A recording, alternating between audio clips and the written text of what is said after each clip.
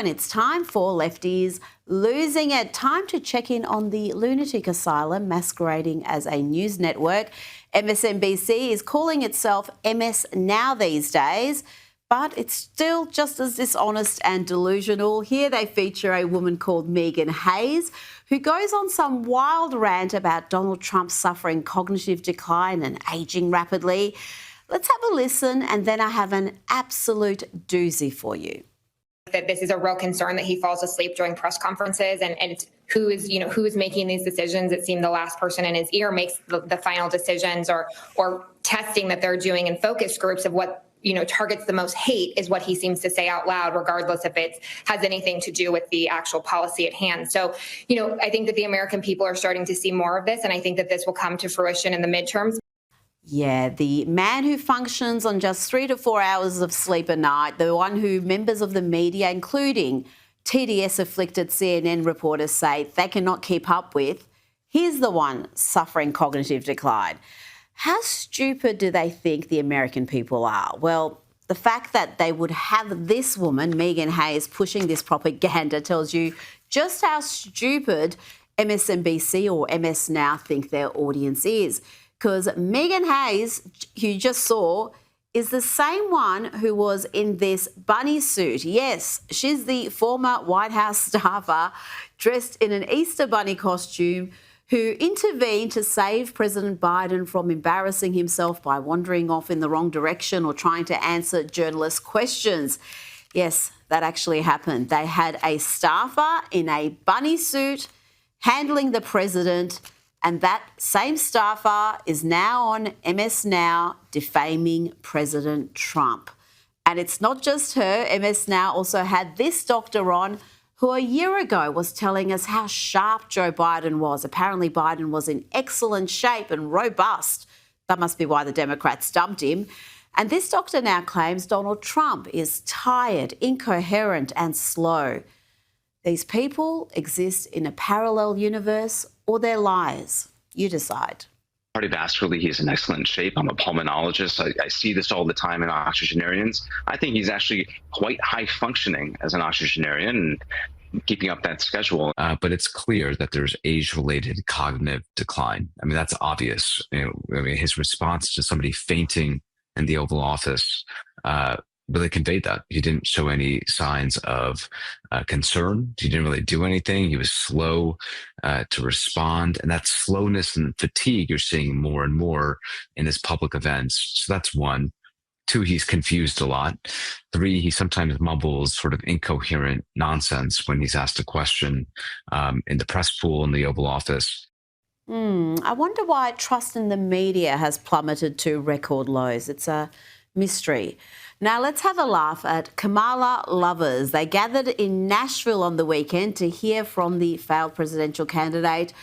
And these people still believe Kamala Harris was robbed, that she should be president. She's the best qualified out there. What makes her so qualified? Oh gosh, that's a hard one. A lot of, drawing a blank here. What was her biggest accomplishment as VP? She really made a difference at the borders. She stopped people from coming into the country illegally. She did what now? She stopped people coming into the country illegally? Is that what you said, lady? She was the border czar who oversaw millions come in illegally every year, more than 2 million a year, record numbers. Complete crisis at the border for years. Surely that's the dumbest thing that woman is going to say, surely. Why do you think Kamala lost the election? I think there was cheating. Okay, yeah, we hit rock bottom. The democracy deniers are making me feel unsafe, folks. Let's go back to Nashville one last time and see if one of these Kamala lovers is able to name anything she did that made America better. Let's see, what was her biggest accomplishment? She was able to inspire a lot of females. What was her biggest accomplishment as VP?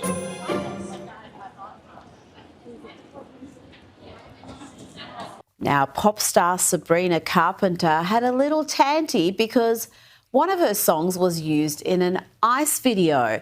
Let's have a look at that video.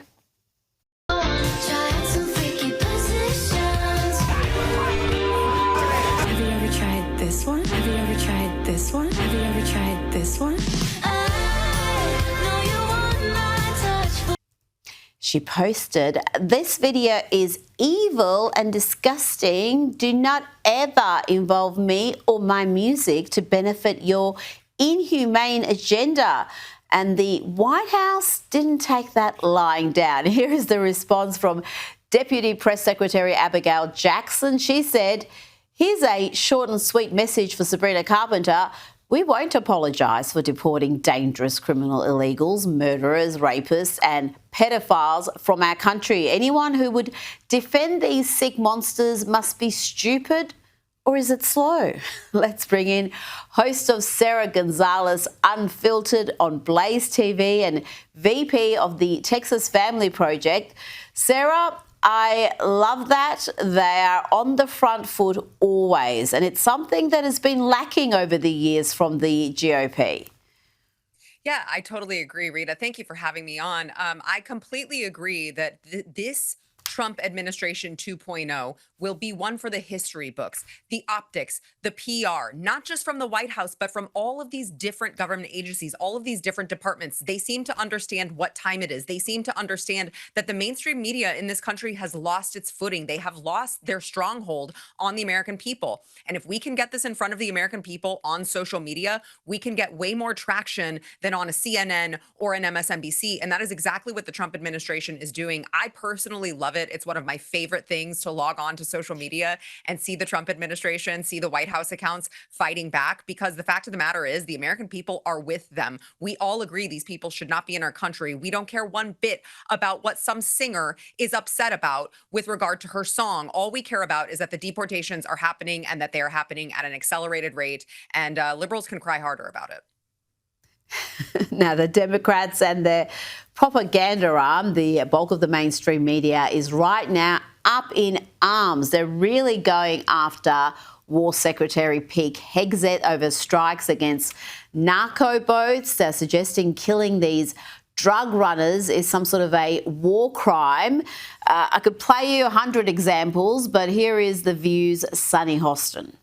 I can't speak to the law of it. I don't know, I'm not a geopolitical expert, but in terms of the law of it, you're right, Sarah. That is why those Army vets explained, do not follow, you do not have to follow illegal orders. You know why? Because if this is deemed to have been war crimes, which by all accounts right now, there are 7 sources that said Pete Hegseth did say kill them all, even after there were 2 survivors, which you're supposed to do under international law. You are supposed to take those fighters as war criminals, prisoners of war, and you're supposed to give them refuge, and you're supposed to take care of them, and then you are supposed to put them into a court of law. I do love how she says she can't speak to the law of it and then says in terms of the law of it, all within the first 5 seconds of that rant. But Sarah, tell me about this issue and the Democrats and the media siding with the drug cartels and narco boats that are bringing deadly drugs into America that are killing thousands. Yeah, it's simple. The Democrats have chosen complete chaos and criminality as their party platform. The Democrats have consistently, since President Trump got elected and was inaugurated and came into office ready to implement his agenda, the Democrats have decided that they would take the side. They would be the party of criminals. They would be the party of illegal gang members. I mean, this is the same party who cried over a gang member. They called him a Maryland father. It turned out he was an illegal gang member who was here. And they cried because we deported him to El Salvador, which, by the way, Rita, let's not forget, was his home country. We did him the favor of returning him from where he came. We didn't even get a thank you for that. I mean, the Democrats, time and time again, they are given the opportunity to choose law and order, to choose to protect American citizens. And every single time they choose the opposite. They choose America last. They choose these narco terrorists. They choose the drug dealers. They choose the illegal immigrants and the rapists and the gang members. And I say, when someone shows you who they really are, as the great Maya Angelou said, believe them. The Democrats are the party of criminals at this point. And we have seen these drone strikes time and time again. I'm not saying this one actually got the wrong target, but certainly there have been many in recent years under the Obama administration, under the Biden administration, where they did kill the wrong targets after that catastrophic botched withdrawal out of Afghanistan, they targeted, I think it was 10 innocent Afghanis that they killed, including a number of children. And afterwards, they said, yeah, we got that wrong. There was no accountability. There were no sackings. There was no reckoning for that horrible human rights violation. And now they're wanting people to be feeling sorry for these drug runners. I mean, it seems incredible because that was only just a few years ago. They must think the whole country has got selective amnesia.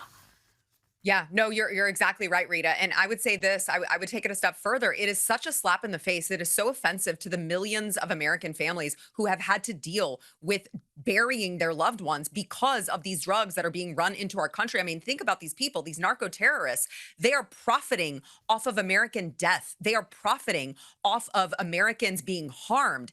And the Democrats, instead of cheering our administration on for making this country safer, they are actually calling them war criminals. I saw the Washington Post, I believe, they wrote this very sad story. It was very sad, sympathetic to these poor narco terrorists who were left stranded on this island with this boat that wouldn't work and how we were supposed to feel sorry for them. And I'm like, I'm actually really glad that they got blown up. I hope more of them get blown up. I don't want these people bringing drugs into my country. And I believe that my thought process represents the absolute majority of the American people. We're just not buying it anymore. Now, ousted Oxford student President George Aberoni, who celebrated Charlie Kirk's assassination. Well, it wouldn't surprise you, Sarah. He's now playing the victim. Have a listen to this. Calling out what has also been a lot of kind of just racist and classist vitriol based on the fact that I'm a black person, the fact that, you know, I'm a student at Oxford. Sarah, he celebrated the shooting of Charlie Kirk, who he had hosted for a debate. He had stood face to face with this man, and yet he had that absolutely disgusting reaction. And listen here as he tries to justify that reaction. Mr. Kirk's comments don't exist in a vacuum, you know. He was an incredibly kind of polarizing figure, and I think it's almost a symptom of him, and my reaction a symptom of kind of how we have discourse online, in which, you know, it's oftentimes very reactive. It's oftentimes about saying something almost inflammatory, almost because I wanted to say spark a conversation about kind of what happened.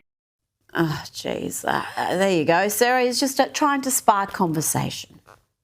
Sure. Yes. Just trying to spark conversation. Rita, I mentioned earlier that the Democrats are the party of criminals. They also are, of course, the party of political violence. And they also are, of course, the party of being oppressed. It's an oppression Olympics with them. Who is the most oppressed? I mean, obviously, these people are cheering on political violence because that is what they embrace. That is what they love. That is what they want because the ends justifies the means. And then they do this cute little thing where they pretend later on that I was just pretending, or I was just joking, or I didn't actually mean it, or I was just trying to spark a conversation. I mean, these are bottom of the barrel people. And the fact of the matter is, this is, don't forget, the same party who wants to cancel Republicans for saying things 20 years ago, right? They have to go back 20, 30 years when someone is 15 years old because they said a mean word, they said a bad word, they said a naughty word, and they try to ruin your lives over it. And now they want to cry foul over the fact that this guy was celebrating political violence and had real life consequences to it. This is consequence culture now, and they're going to reap what they sow on this. And I say more of this because they deserve it.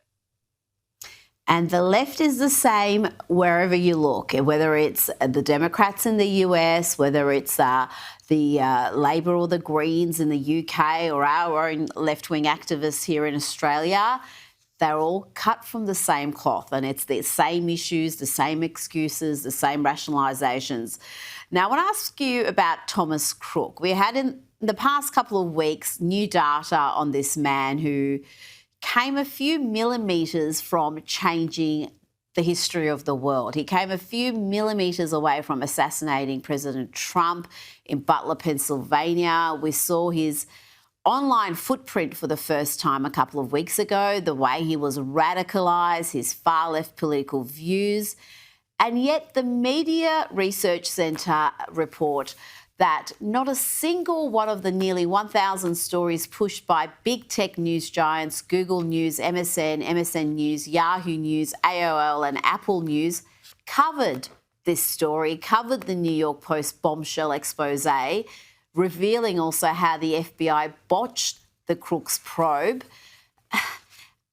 I just can't understand this. As we discussed on this program then, FBI Chief Christopher Wray testified to Congress that Crooks had little presence on social media and that he didn't really reveal a political motivation. We know that's false, Sarah.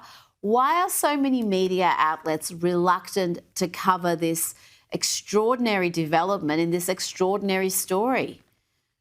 Yeah, Rita, it's because it's the same thing that they always do, but on a much larger scale. It's the same thing that these mainstream media outlets do. When something that happens, a shooting, a murder, something that happens in this country that is very violent and very terrible, when it doesn't fit their motivations and their political ideology, when it doesn't fit what the mainstream media wants to happen, when it's a black man who is, of course, committing violence against a white woman, when it doesn't fit their ideology, they just magically, poof, forget about it. It's like it never existed. The problem here, Rita, I have more of a problem with our FBI not giving us the transparency that we are so owed in this particular case, especially under Trump 2.0.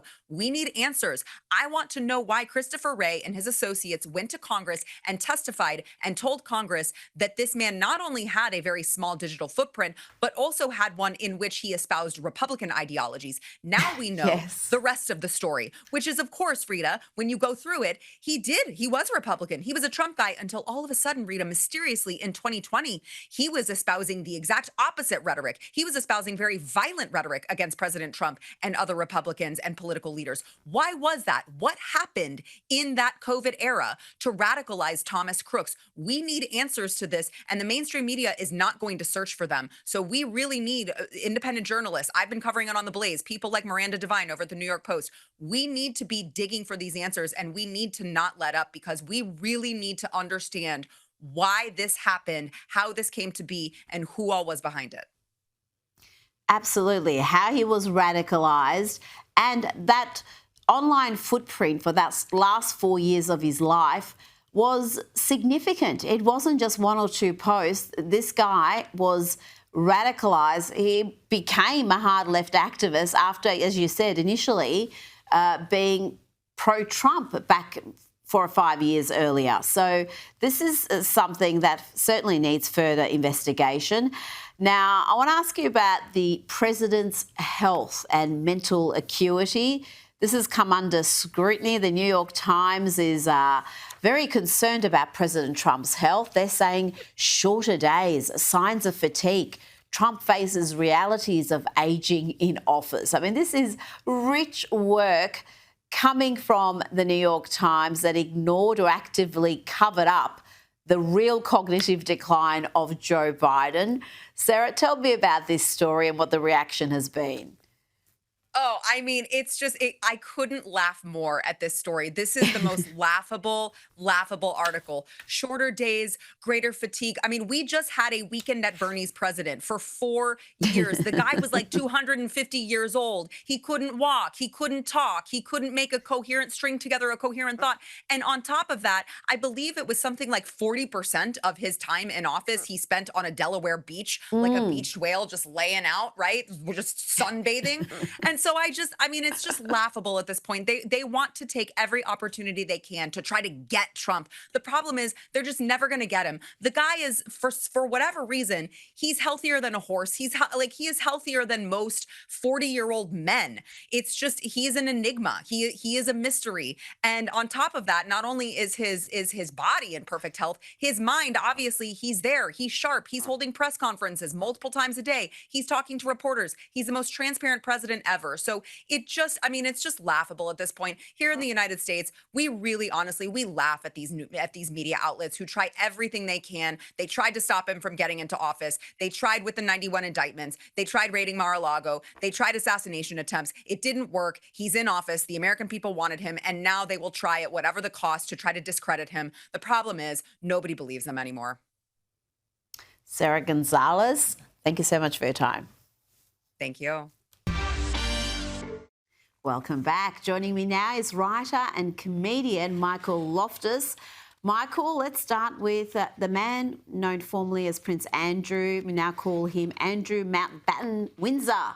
He's officially been stripped of 2 more titles by his older brother, King Charles. The King has ordered the cancellation of the Knight of the Grand Cross of the Royal Victoria Order, as well as the Order of the Garter.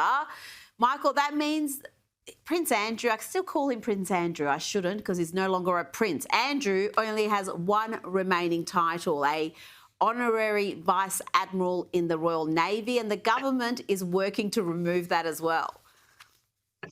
It just gets worse every time this guy crawls out of bed, whatever bed he was in. It's like they should do all of this at once. Just send him to the Tower of London. Like every day they find something else to do to this guy.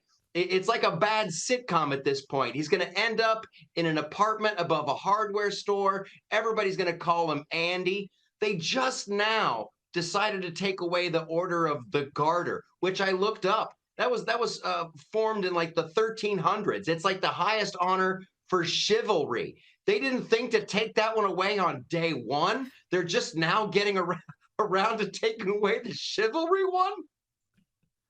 Yeah, that one should have gone first. You're absolutely right there. As for being, homeless, that may actually come to fruition because he's got an eviction date. He's been set for him and Sarah Ferguson to leave the Royal Lodge. A source has told People magazine that the pair have been told to move out by January 31. And it's reported, Michael, that the former Duchess of York, Fergie, is apparently house hunting for a place in Windsor.